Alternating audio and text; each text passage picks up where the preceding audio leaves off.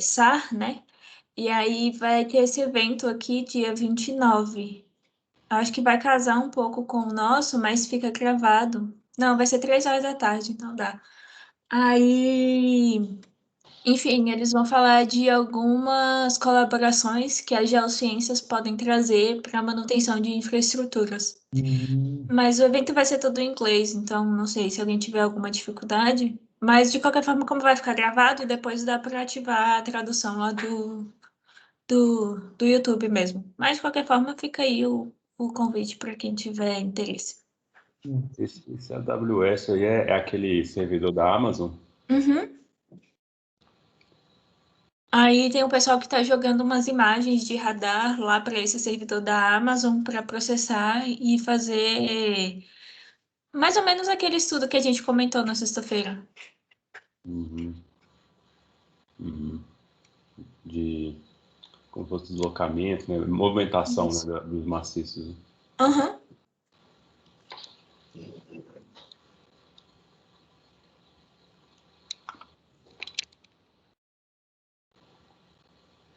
Então Interessante. vamos lá, deixa eu compartilhar aqui a apresentação.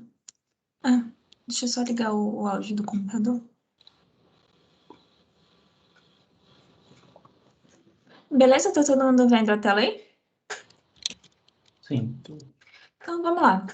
A ideia hoje é a gente conversar rapidinho sobre algumas coisas de gestão de dados espaciais. Então, nos primeiros módulos, a gente viu um pouquinho de teoria sobre cartografia, geodésia, sobre a diferença de geoprocessamento e SIG.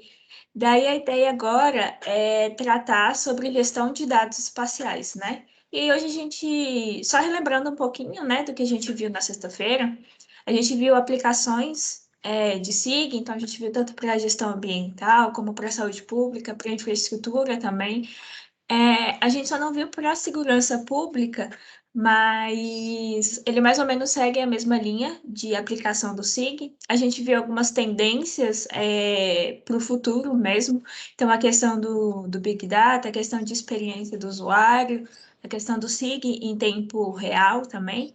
Então, a gente viu também análises espaciais e os modelos de análise que a gente pode ter. Então, a gente tem os topológicos, né?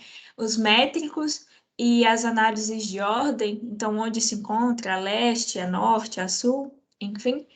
E aí a gente viu também a questão do design cartográfico, então algumas aplicações e técnicas para deixar os nossos mapas visualmente mais agradáveis, mas eu lembro que até alguém colocou lá na atividade a questão do mapa ser simples, né, mas sem ser simplista.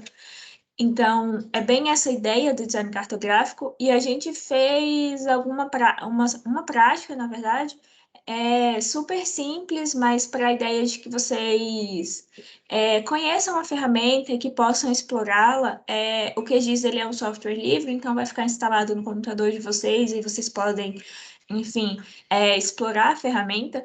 O global são 20 ou 21 dias também, então ainda tem um tempinho aí para vocês darem uma explorada na ferramenta. E aí a ideia do curso era mais. Hoje é o último dia, né? Hoje é o último módulo, mas a ideia do curso era mais a gente focar um pouco em aspectos teóricos, em esclarecer conceitos que às vezes as pessoas vão construindo errado na nossa cabeça, então esclarecer conceitos e que a gente possa ver alguns softwares, algumas coisas assim, mas não no sentido de aprofundar no processamento, mas no sentido de que vocês conheçam que eles existem, que dá para a gente ter acesso e que vocês possam explorá-los, tá? Eu vou estar sempre à disposição, então se alguém tiver alguma dúvida com algum software, eu posso auxiliá-los, mas a ideia é que vocês vão explorando sozinhos mesmo na máquina de vocês, e se tiverem alguma dificuldade, eu tô aí. E aí a ideia hoje é a gente tratar de alguns conceitos iniciais sobre geoinformação, né? Tratar de infraestrutura de dados espaciais. Então, tanto na aula magna quanto na primeira aula do nosso módulo, do nosso curso, o pessoal perguntou bastante sobre base de dados, essas coisas, então a gente vai falar um pouco hoje. A gente vai falar também de qualidade de dados espaciais. E aí a gente vai tratar de inteligência geográfica, né? Da integração do BIM com o GIS. Depois a gente vai tratar de arquitetura de WebGIS, e aí então a gente vai fazer a nossa prática. Eu vou mostrar só um pouquinho como o ArcGIS Pro funciona. Vocês não precisam fazer junto comigo, até porque eu acho que a maioria que já teve pelo menos algum contatozinho com o ArcGIS, o desktop mesmo. Se nunca, ele é bem parecido com o Pro, se nunca teve, a gente vai ter um primeiro contato hoje. A ideia não é usar o ArcGIS Pro, tá? A ideia é só para eu mostrar como que funciona, como que é a interface dele, onde que você encontra cada coisa. Mas a nossa prática, de fato, vai ser criar um aplicativo web, tá? Um online map, e aí eu vou explicar direitinho como que faz. Então, é interessante que vocês participem, porque eu imagino que a criação de aplicativos para dados geográficos seja uma coisa relativamente nova para vocês, e a gente vai explicar um pouquinho do porquê que eu estou mostrando isso, tá bem? Então, para a gente começar, a questão de manipulação e tratamento de informações geográficas, seja em bancos de dados ou seja em ambiente SIG, a gente viu que não é uma coisa trivial, né? E que a gente tem uma grande complexidade de dados e a gente tem um grande volume também desses dados. Então, na semana passada, a gente viu a questão do Big Data.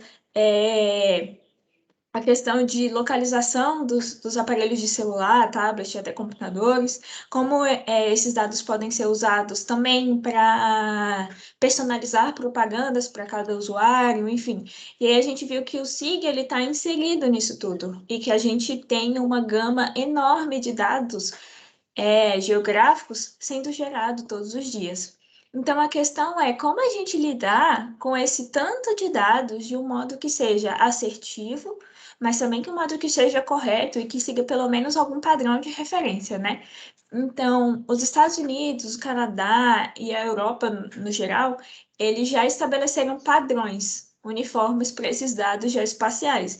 Então, a gente tem regras para gerar, usar, enfim, todos esses dados espaciais, porque às vezes ele envolve uma questão de segurança nacional, né? Então, são dados do próprio país que nem sempre podem estar sendo distribuídos assim de qualquer modo, né? Mas como a gente viu a questão dos celulares, por exemplo, tem uma questão de privacidade do usuário, então a gente também não pode usar esses dados de qualquer forma. Então, a ideia é que se estabeleça padrões, tanto para a segurança nacional e também dos usuários, mas que também haja uma forma sistemática de gerar, atribuir e utilizar esses dados, né? Para que também não vire bagunça. E aí a ideia é que a gente tenha um controle de qualidade, que tenha um intercâmbio de dados que seja efetivo e também que tenha um diretório para guardar esses dados que seja efetivo também.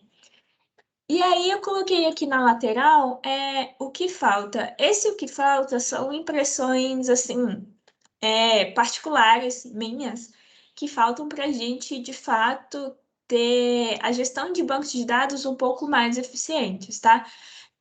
Então, a ideia é que bancos de dados temporais, então a gente tem muito retrabalho, às vezes, para gerar dados. Então, quando eu trabalhava na Conab, na Companhia Nacional de Abastecimento, a gente fazia o monitoramento de safras do Brasil. E aí, por diversas vezes, os monitoramentos de safra que a gente estava fazendo, o Ministério da Agricultura também já estava fazendo. E são órgãos federais que deveriam ter pelo menos uma ligação entre si, alguma conversa, enfim, para não gerar esse retrabalho. Então, às vezes, não há essa conversa entre os órgãos responsáveis por gerar aqueles dados. E aí a gente fica diversas pessoas fazendo a mesma coisa, quando a gente poderia trabalhar em frentes diferentes dentro de cada autarquia dentro da sua responsabilidade, mas a gente tem uma questão também de bancos de dados temporais. Então, às vezes, os dados eles não são atualizados com a frequência necessária. E aí a gente tem uma questão de interfaces adaptativas. Então, por exemplo, eu tenho tipos de dados que eles só leem em um software, já não leem em outro. Então, se uma outra pessoa ela não está acostumada a mexer com outro software, às vezes ela fica presa, né, a uma situação de tipos de dados. É a questão de mineração de dados, que é o data mining. Então, é a questão de da gente ir atrás e procurar, minerar mesmo, procurar caçar esses dados, então, onde eles estão, e às vezes isso é muito complicado para quem não tem a expertise de lidar com dados geográficos, nem procurar onde estão esses dados, né? A dificuldade na interoperabilidade conflitos entre as bases de dados distribuídas. Então, um órgão faz uma coisa, outro órgão faz uma coisa, na hora que você vai convergir as bases, elas não casam, então enfim, não dá certo os dados, cada um faz de um jeito, então falta essa padronização. E a questão dos metadados, que eu particularmente vejo como a maior dificuldade que a gente tem na informação geoespacial do Brasil hoje, a questão de metadados. Os metadados, o que que eles são? A gente tem os dados, né? E os dados comuns, né? A geometria, um shapefile, por exemplo, e esses metadados seriam o que está por trás desses dados. Então, a descrição textual mesmo dos meus dados. Então, várias vezes a gente vai em alguns órgãos, pega alguma base de dados lá, e a gente não tem a descrição de quando foi feito, em que projeção foi feito, por que foi feito esses dados, com base em quê. Então, a gente tem muita dificuldade com os metadados nos dados geográficos feitos no Brasil.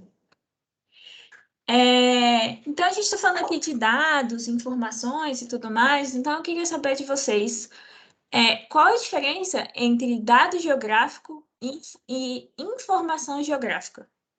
Alguém quer arriscar responder?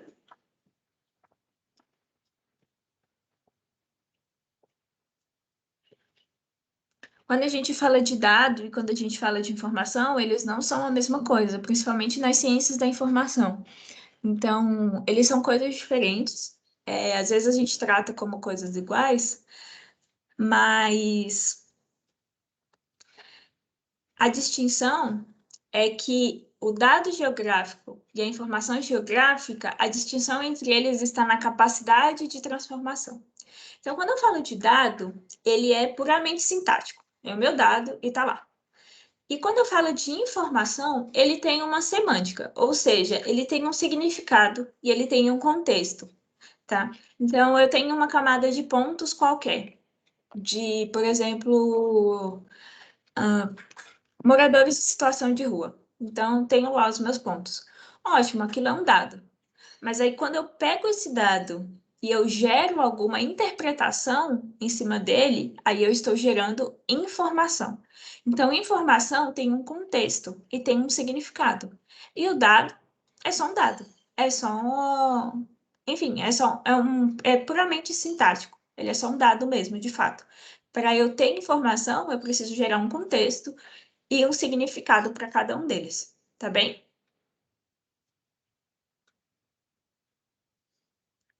Então, agora que a gente viu que a gente tem dados geográficos e que a gente tem informação geográfica, a gente entra um pouco no campo da geoinformação.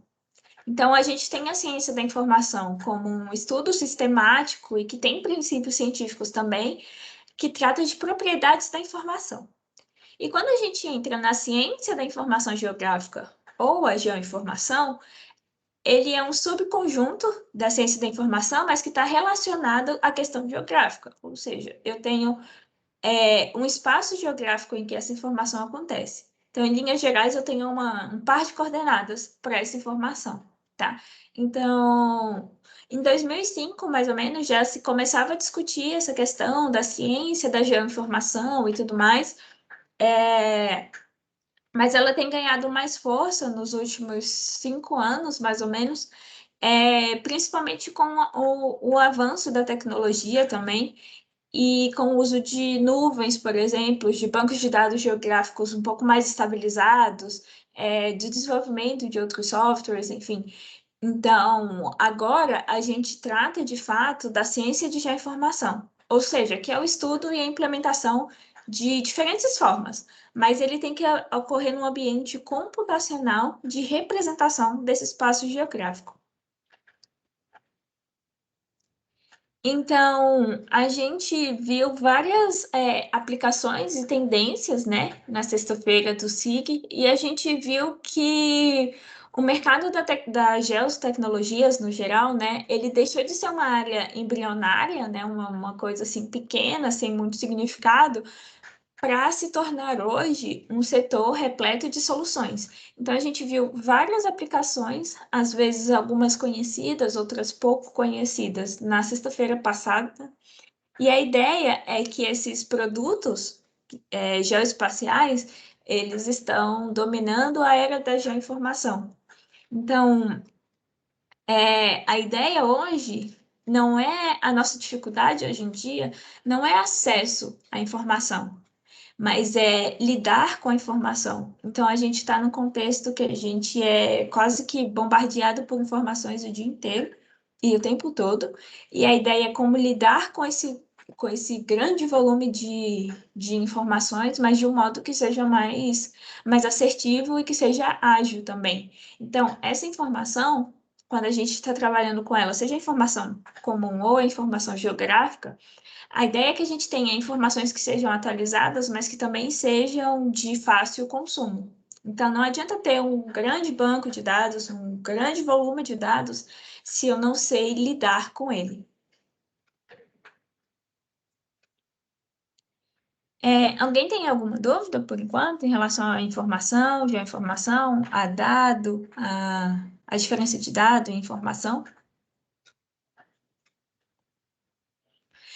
A ideia hoje é que a gente trate dessa parte teórica um pouquinho mais rápido, para que a gente tenha mais tempo, de fato, para ver a interface e desenvolver o aplicativo, tá bom? Então, como eu comentei, hoje em dia, a gente já não tem dificuldade para ter acesso à informação, mas a nossa dificuldade hoje em dia é lidar com esse tanto de informações que a gente tem, né? Principalmente as informações geoespaciais. Então, para isso, se desenvolveu infraestrutura de dados espaciais.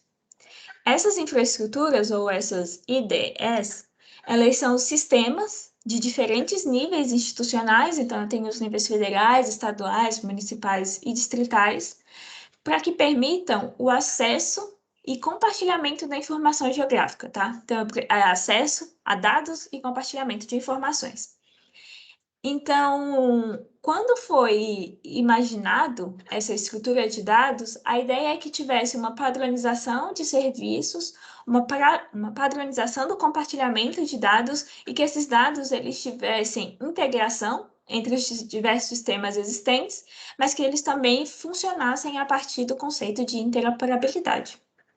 Então, um dos benefícios da IDE é compartilhar dados e informações tanto entre organizações, quanto também entre os usuários, né, aqueles interessados nessas informações. E a ideia é reduzir gastos e melhorar a propagação dos dados, seja de gestões, seja de ambientes públicos ou privados, e que esses dados eles fossem divulgados mais facilmente para a sociedade. Então, as ideias elas estão bem associadas com a questão de dados abertos, tá? Então, os usuários, as ferramentas e os dados, eles estão conectados, né, para gerar a informação de modo mais eficiente e que seja flexível. E aí, no Brasil, a gente tem a INDE, que é a Infraestrutura Nacional de Dados Espaciais.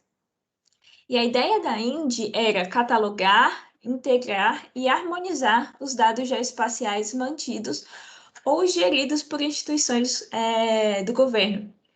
E aí, como eu comentei, quando eu estava na Conab, que a gente tinha, às vezes, o retrabalho, as bases de dados não casavam, ou já tinha outro órgão realizando o mesmo trabalho que a gente. Então, a ideia da INDE é acabar com essa bagunça, de fato. Cada órgão disponibilizar os dados espaciais que têm sido feitos, sejam esses órgãos federais, estaduais, municipais, para que fossem disponibilizados tanto para o usuário, mas que também outros órgãos tivessem acesso. Então, de fato, que o compartilhamento desses dados fosse feito de um modo mais efetivo. E aí a INDE foi instituída de fato em 2008, a partir de um decreto, e quem coordena a INDE é um comitê especializado do CONCAR. O CONCAR é a Comissão Nacional de Cartografia, no Brasil.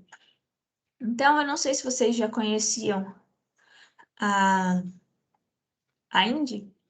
Deixa eu só sair aqui para mostrar para vocês.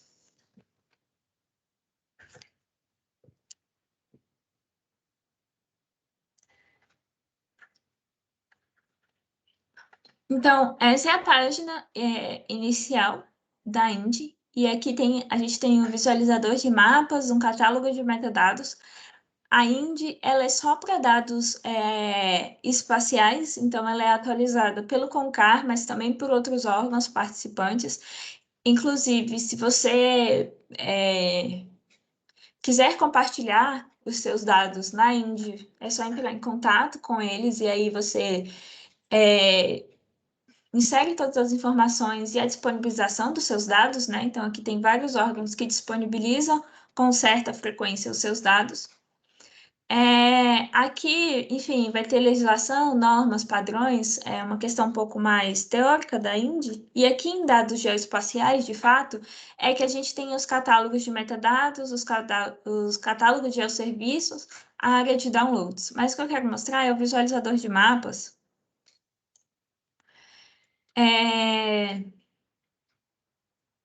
Aqui no visualizador de mapas, você pode adicionar as camadas.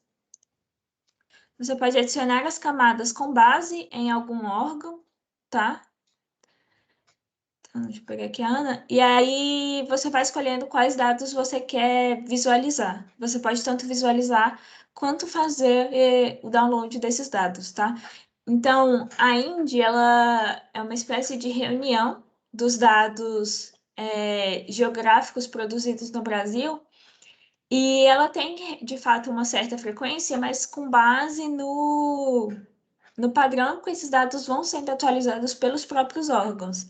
Então, se a Ana atualiza o dado de 5 em 5 anos, então de 5 em 5 anos vai subindo aqui para a Indy. Agora, se ela atualiza todo mês, aí vai subindo para a Indy. Então, a ideia é que depende de como cada órgão responsável trabalha com seus dados. E aí eles vão disponibilizando aqui na Indy, tá bem? Deixa eu só ligar o computador aqui na tomada que já está acabando a bateria.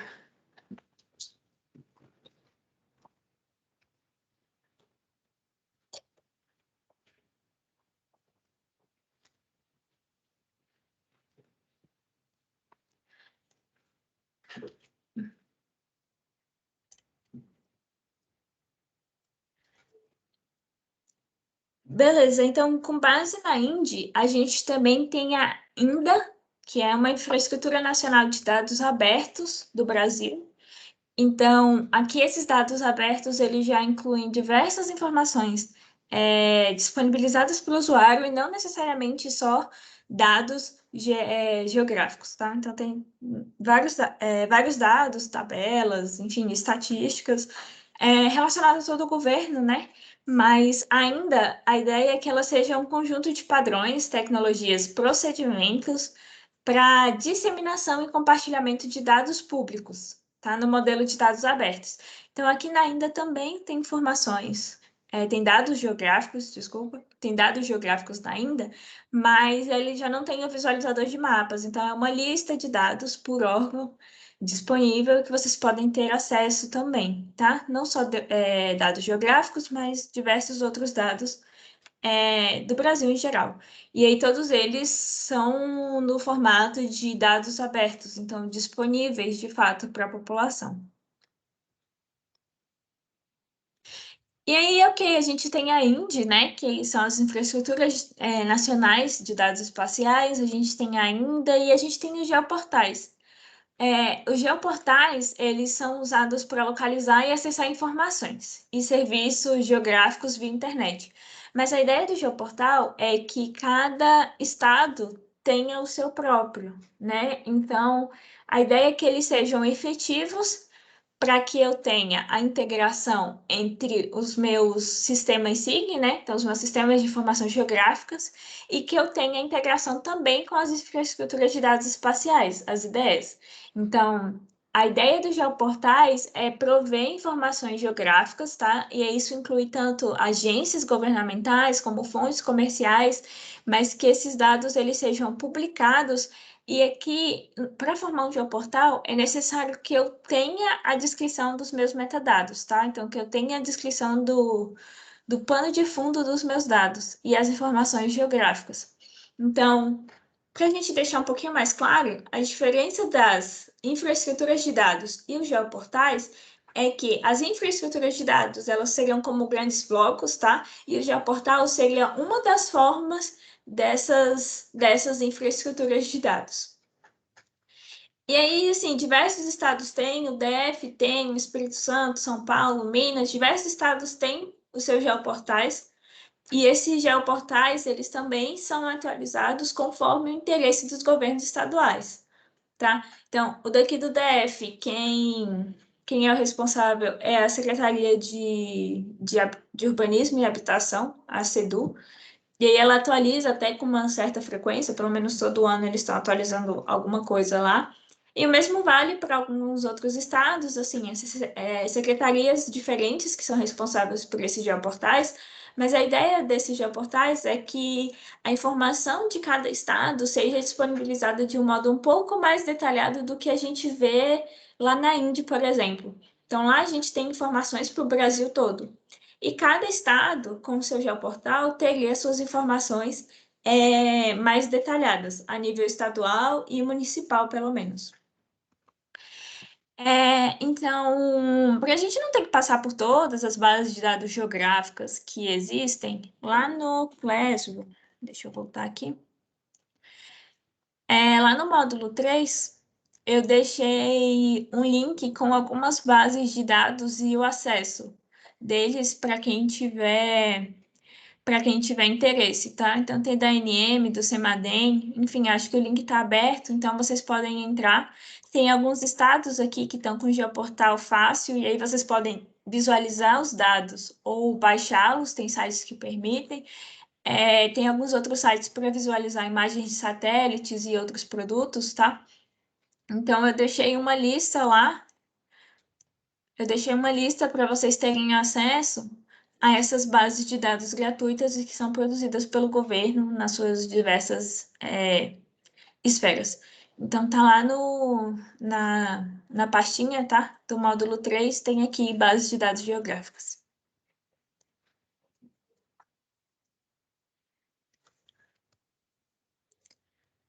Beleza, gente? Alguém tem alguma dúvida, alguma questão, algum comentário?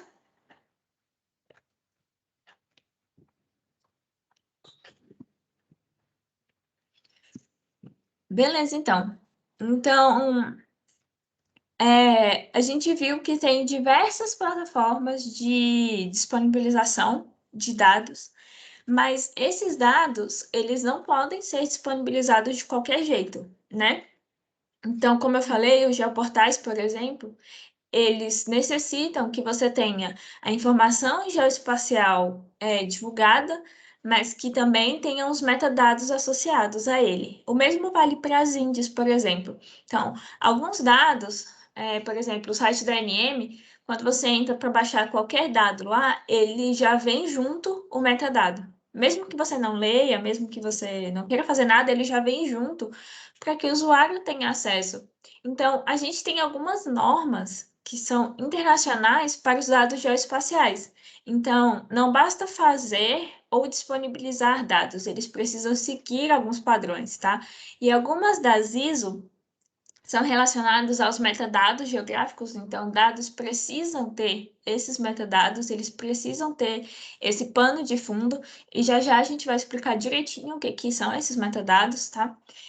Eles precisam ter qualificação e certificação do pessoal. Então, quem está responsável por esses dados, essa pessoa tem qualificação ou não para fazer esses dados?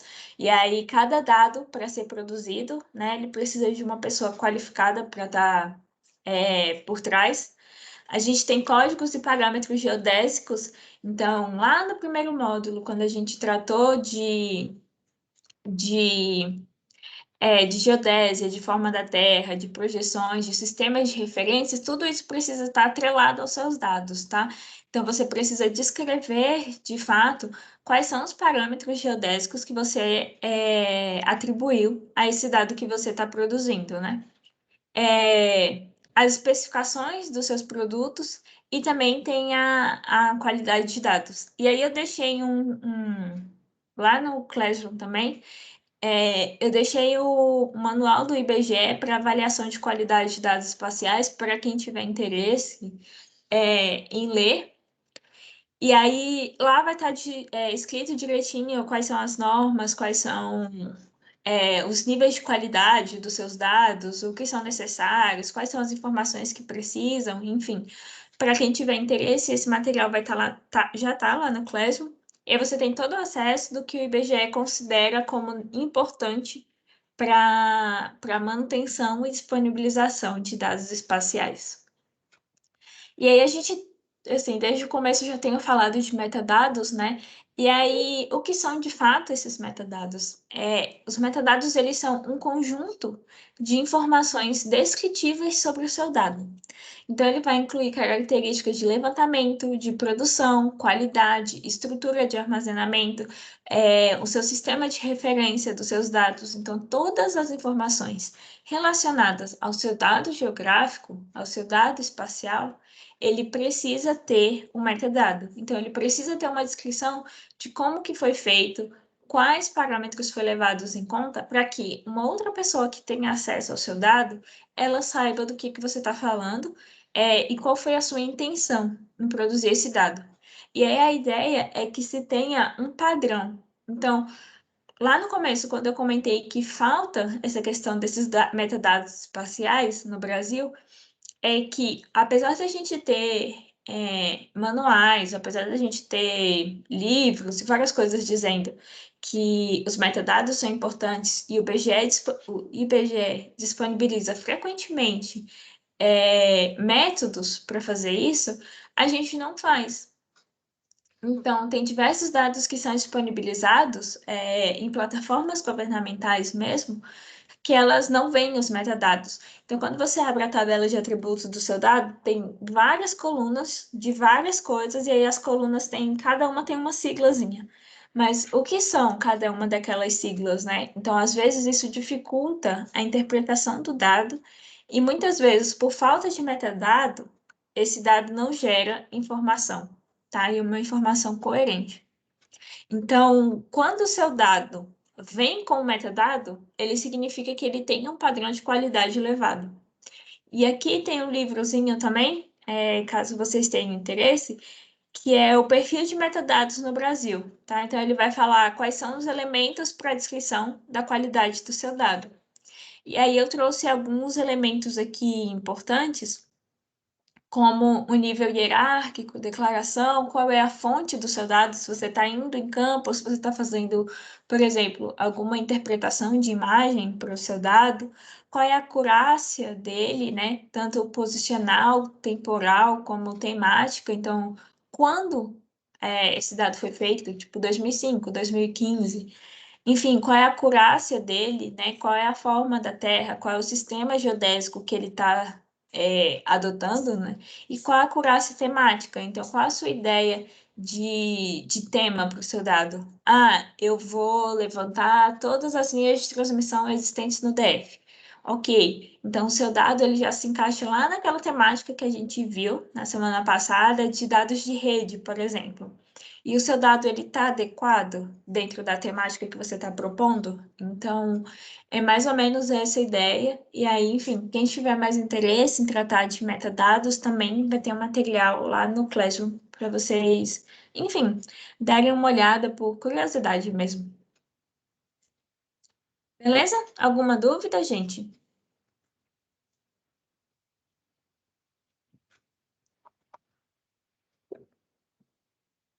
Então, beleza. Então, acho que agora é, a gente está construindo várias coisas, né? Então, desde a semana passada, a gente vem tratando de conceitos e aspectos teóricos, e a gente vem tratando de sistemas de informações geográficas, desktop mesmo, né? Que a gente tratou na semana passada de instalação, as arquiteturas de SIG, os modos de dados, compartilhamento de dados, a questão de qualidade. E aí, agora que a gente arrumou a casa, a ideia é tratar de inteligência geográfica. Então, a gente já entendeu como adquirir o dado, seja a gente indo lá fazendo ou outra pessoa fazendo e a gente tendo acesso. Então, a gente viu como manipular esses dados em ambiente SIG, e a ideia agora é pegar esses dados e gerar informação. E gerando informação, a gente tem condições de tratar da inteligência geográfica. Então, o que é essa inteligência geográfica, né? A ideia é que a gente saia de só localizar alguma coisa, como também habilitar e tomar melhores decisões com base no curso dos acontecimentos e dos fenômenos existentes no espaço. Então, não é necessário mais só conhecer a localização de um dado ou só as coordenadas de algum fenômeno, enfim. A partir de agora, com tudo que a gente já viu nesses dois módulos, a gente tem condições de compreender qual é a distribuição temporal, qual é a distribuição espacial, correlacionar e compreender padrões. E quando a gente tem esses aspectos de modo mais unificado, a gente tem condições de dar resposta e soluções a problemas reais. Então, a inteligência geográfica ela vai abordar tanto a geografia, né, como já está explícito no nome, mas também a questão das bases e bancos de dados, os conceitos de geoprocessamento, que a gente já viu, tratamento e gestão da informação, planejamento territorial, e estatística espacial. Então, tem uma animaçãozinha aqui embaixo, que está escrito: o nosso trabalho é ver o futuro. Então, a gente tem acesso a dados e como transformar esses dados em informação, e não só em informação, mas que a gente possa reconhecer e correlacionar esses dados, essas informações, para que a gente possa dar respostas e soluções. E aí, uma das coisas é a integração do BIM com o GIS, né? Então, tirar proveito do desenvolvimento tecnológico atual exige que a gente tenha acesso a dados necessários para que possa tomar melhores decisões. Então, é bem o que eu comentei lá no começo. Hoje em dia, a nossa dificuldade não é acesso a dados, mas a gestão desses dados. Então, a gente está cercado por dados e informações o tempo inteiro. Então, o ponto-chave, na hora que a chavinha gira, assim, é como a gente lida com esse grande volume de dados. Então, as informações geográficas, elas são importantes para a gente determinar o impacto dos projetos, tá? Então, com base nas condições existentes no local e no contexto geográfico, como, por exemplo, a topografia, várzea de rios, estradas, infraestruturas subterrâneas, enfim. E aí, a ideia é que projetos, eles não existem no vácuo, tá? Eles não existem no nada, eles existem em algum local. E quando a gente está tratando de local, a gente está tratando não só de coordenadas, mas também de padrão, tá? Bem o que a gente comentou agora há pouco, de padrão, de distribuição espacial e temporal dos fenômenos, e é preciso que a gente case isso tudo para que a gente consiga ter uma integração do BIM com o GIS de um modo mais assertivo. Então, não é só localizar, é compreender. Então, o GIS e o BIM, e a gente vai tratar bastante do BIM ao longo desse treinamento, né? Então, a ideia é só a gente. Não vou entrar de fato no aspecto do BIM, mas é tratar da integração entre o GIS e o BIM, e aí a gente ver de fato o que é o BIM e tudo mais, mas mais para frente ao longo do treinamento, tá? Então, mas a ideia é que o GIS e o BIM, eles vão suportar várias fases do ciclo de vida de um projeto, então tanto planejar, projetar, construir e operar. E o BIM, ele vai fornecer uma metodologia confiável, mas é o GIS que vai fornecer informações e ativos de um contexto geográfico para que essa metodologia BIM, ela de fato ocorra de um modo assertivo. Então, tanto o BIM quanto o GIS, eles vão desempenhar papéis únicos e valorosos, tá? E valiosos, desculpa. Tá? Na questão do ciclo de vida dos projetos, tanto de planejamento, projeto, construção, enfim, e operação. E aqui do lado, a gente vê uma cena, tá? De construção de um hospital, onde ele vai preservar a geometria, os atributos e a semântica dessa construção, mas essa visualização, por exemplo, ela está feita no ambiente GIS. Tá, então ela está sendo feita no ArcGIS Online, que a gente vai tratar dele um pouquinho. A gente não vai tratar de BIM no ArcGIS Online, mas é só para mostrar que há de fato uma integração. Então, eu tenho não só as coordenadas geográficas atribuídas, mas eu tenho um contexto atribuído a essa informação aqui que está sendo dada. Então, eu tenho as construções que são feitas aqui do lado e onde isso aqui está inserido. Então, qual o contexto geográfico desse hospital. E aqui são alguns problemas atuais, e eu deixei esse ponto de interrogação, que eu não tenho tanta certeza se esses problemas eles ainda são atuais ou se a gente está conseguindo superá-los de alguma forma. Então, a ideia é a transferência de dados que às vezes são um pouco complicada. Então, eu sei que o Civil 3D e o ArcGIS Online, eles têm uma integração, enfim, dá para baixar plugins e fazer integração entre esses dois softwares, mas, por exemplo, eu já não consigo fazer essa integração do Civil com o QGIS, por exemplo. Então, a gente ainda tem alguma limitação nessas transferências de dados. Então, esses dados, eles não são integralizados em diferentes softwares de um modo mais assertivo, enfim, e para diversos ambientes SIG, né? Às vezes o fluxo de dados ele vai dificultar um pouco essa capacidade de tirar proveitos das informações, né, de um modo mais eficaz. Às vezes a gente precisa de uma conversão um pouco manual desses dados e essa conversão manual ela pode aumentar a questão de erros e perda de dados e a questão de dados desatualizados, né? Então, apesar da gente ter as infraestruturas de dados, a gente ter os geoportais, a gente ter acesso a outras informações, a outros dados, nem sempre esses dados eles estão atualizados, né? Então, às vezes é dados de 5 anos atrás. E que tem coisas que, de fato, não mudam muito em 5 anos, mas tem coisas que a gente vê uma evolução temporal muito grande. Então, nem sempre esses dados eles estão sendo atualizados constantemente. Então, é importante que a gente tenha noção de quando o nosso dado foi feito, se é passível de alguma atualização ou não, para que a gente possa ter uma integração do BIM com o GIS de um modo mais assertivo, tá? Aqui, só para fazer a propaganda da Autodesk,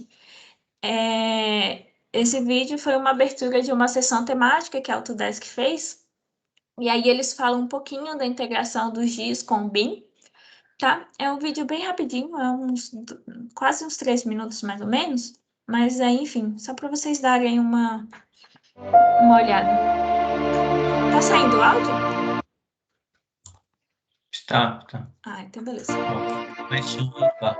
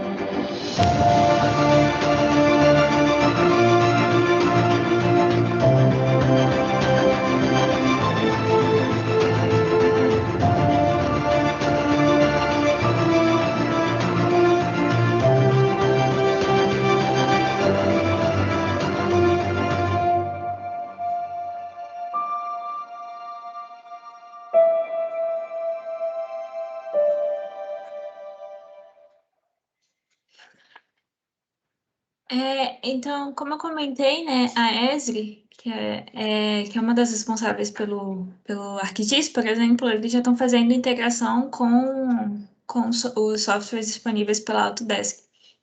Então, permitindo de fato que a gente tenha uma integração mais assertiva do BIM com o GIS. E aí, no vídeo também, eu não sei se eles falam, não sei se vocês separaram, mas eles falam de profissionais do SIG, né, ou profissionais de GIS, e engenheiros e designers trabalhando juntos como um. E a ideia é que o GIS, até no próprio vídeo, ele mostra que o GIS, ele fomentaria o BIM e o BIM daria combustível para o GIS. Então, não são coisas que hoje em dia já permita que a gente trabalhe de forma independente, mas a ideia é que a gente trabalhe de modo integrado e até como o próprio slogan da Autodesk, né, para fazer qualquer coisa.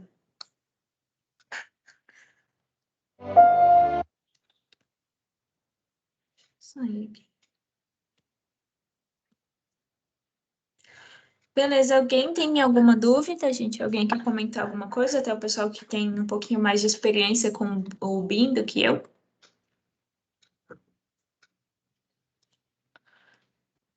Então, beleza. Então, vamos lá. Então, ok, a gente tratou de várias coisas hoje já. E agora a gente vai entrar um pouquinho no conceito da nossa prática, daqui a pouco. E a ideia é tratar de WebGIS. Então, a gente viu que tem diversas formas de disponibilizar dados, mas a ideia do WebGIS é que eu tenha tanto a visualização, tá, e a divulgação dos meus dados, como também eu tenha uma apresentação mais interativa dos mapas e das informações. Então, como eu já comentei várias vezes, com o excesso de informações e de dados que a gente tem hoje, a ideia é que quanto mais estratégico for o nosso acesso a dados e informações, a gente tem mais vantagem em relação aos outros, né? Então, a ideia do WebGIS é que eu tenha essa estrutura. Deixa eu clicar aqui o. É que eu tenha essa estrutura. Então, é que eu tenha uma base de dados como. É um banco de dados, na verdade, como o PostGIS, por exemplo, que eu tenha um servidor, uma aplicação como o GeoServer. Então, eu tenho a minha base de dados, eu tenho um servidor para organizar esse meu banco de dados, tá? E aí eu vou ter clientes, sejam eles no WebGIS, como por exemplo o OpenLayers, ou eu vou ter um cliente desktop, como por exemplo o QGIS. Então, a ideia desses WebGIS é que eu tenha essa estrutura aqui, tá? Então, que eu tenha um banco de dados, uma aplicação e uma disponibilização na web. Então, o WebGIS, ele é um sistema de informação, tá? Que vai ligar um servidor e esse servidor vai ter acesso a navegadores, aplicativos, sejam eles desktop ou móvel, e que eu tenha acesso a alguma informação geográfica. Então, alguma das vantagens do uso do WebGIS é que eu tenho um maior alcance, então nem todo mundo tem computador para instalar, por exemplo, algum servidor desktop, como o ArcGIS ou o QGIS. Às vezes a pessoa não sabe mexer, às vezes ela não tem interesse em aprender a mexer com software, mas ela quer visualizar algum dado geográfico. Então, eu tenho um maior alcance de usuários e um maior número de usuários para minha informação. Como também eu tenho uma melhor capacidade de cross-platform. O que é isso? Eu tenho uma integração com diversas plataformas. Então, se eu crio um servidor WebGIS que ele vai ter uma extensão WMS, por exemplo, eu consigo ligar esse servidor a diversos softwares, SIGs, independente do desenvolvedor. Então, o mesmo WebSig, por exemplo, eu posso linkar no ArcGIS, posso linkar no QGIS, posso linkar no Global Mapper, enfim. E aí, independente da pessoa que estiver usando isso, ela vai conseguir ter um acesso melhor e mais facilitado da informação que eu estou gerando. E gera um baixo custo, a não ser que o seu banco de dados seja pago, os bancos de dados gratuitos e os servidores gratuitos que a gente tem hoje em dia, apesar da limitação de armazenamento, mesmo assim, eu tenho um baixo custo envolvido. O meu custo vai ser do profissional que tá lidando com esses dados.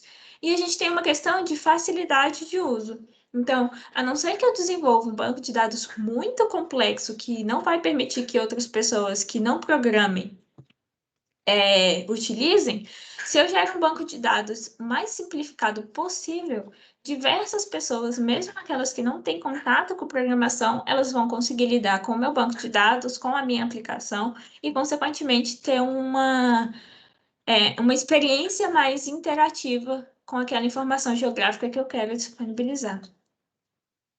Então, tendo em vista essa questão dos WebGIS e compartilhamento de informações e gestão de dados geográficos, a gente vai criar um aplicativo na web, tá? Com dados geográficos. E a ideia é que a gente possa consolidar alguns conceitos de WebGIS, compartilhamento de informações, enfim. Mas eu acho que a ideia principal que eu quero passar para vocês é que vocês conheçam a aplicação, que vocês conheçam as potencialidades do SIG, para além do SIG Desktop, tá? Então, para além daquelas coisas que a gente instala no computador, isso daqui a alguns anos já é totalmente passado. Então, a ideia é de fato olhar para o futuro. Então, se pelo menos instigar a curiosidade de vocês, eu já me considero muito satisfeita, porque a ideia de fato é a gente olhar para o futuro mesmo, ver outras aplicações com o SIG, e olhar diversas tendências, como a gente já tinha comentado na semana passada. Então, na quinta-feira, a gente viu diversas estruturas de arquitetura SIG. Então, a gente viu o desktop, né? A gente viu o compartilhamento de informações, a gente viu servidores online e a gente viu a questão da programação. Então, por uma questão de tempo mesmo, a gente não vai ter tempo de trabalhar com servidores e nem com programação. Então, a gente vai criar um ambiente multiusuário, tá? Na web, enfim, para compartilhamento de dados. Beleza, gente? Alguém tem alguma pergunta, algum comentário? Ô, Bárbara, Oi. pode dizer então que essa aplicação web ela também facilita um problema que a gente tem, que é processamento, que uma vez que você vai processar em alguma máquina na nuvem, ou isso não tem nada a ver? Ela pode facilitar, assim, dependendo do tipo de dado que você quer processar, às vezes na web fica mais fácil porque você só depende da internet, né? Então, se você tiver uma boa internet, o processamento vai super bem. Agora, se for um processamento muito complicado, como por exemplo, eu vou tratar de imagens de satélite do Brasil todo. Então, são muitas imagens, às vezes na web não tem condições, a gente precisa de um servidor local mesmo, no Uhum. computador. Agora, se for coisa pequena, assim, para processar na web é bem mais fácil, você só depende da internet. Entendi. Então não tem a possibilidade, tipo aquele AWS, por exemplo, da Amazon, você usa máquina virtual, né? Isso, Aí no caso você monta ali quantos núcleos você quer no processador, você faz você monta o seu computador, né? Mas o isso. problema então é a transferência do arquivo via internet, né? Porque é muito pesado, né? Assim, se você tiver uma boa conexão com a internet, então é super tranquilo. Mas, por exemplo, via Wi-Fi, igual eu estou aqui, para subir esses dados nossa, é muito difícil. Então, se tiver Uhum. pelo menos uma boa internet cabeada, então já vai mais tranquilo para esses servidores. Entendi. Não, beleza. Obrigado.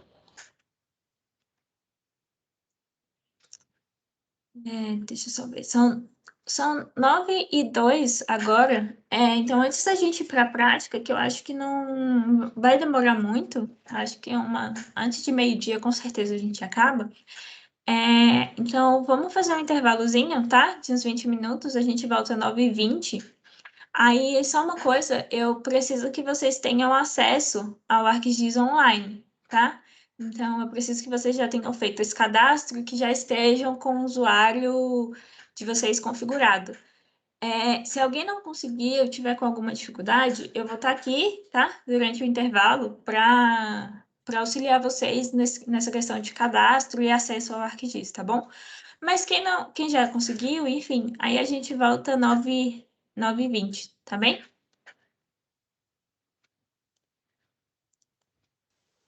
Beleza. Bárbara, Oi. Fios aqui, tudo bem? Oi, Tia, tudo bem? Tudo bom? Eu tava ausente na semana passada Uhum. e aí eu perdi muita coisa, né? Por onde que eu faço o cadastro? Eu consegui entrar aqui no Google Classroom, que lá tem as Consegui. informações, né? Isso. Aí Deixa eu onde que eu coisar aqui. encontro aqui? Ó, aqui no Classroom, lá no módulo, tem esse aqui, módulo 2/3 executáveis, né? Certo.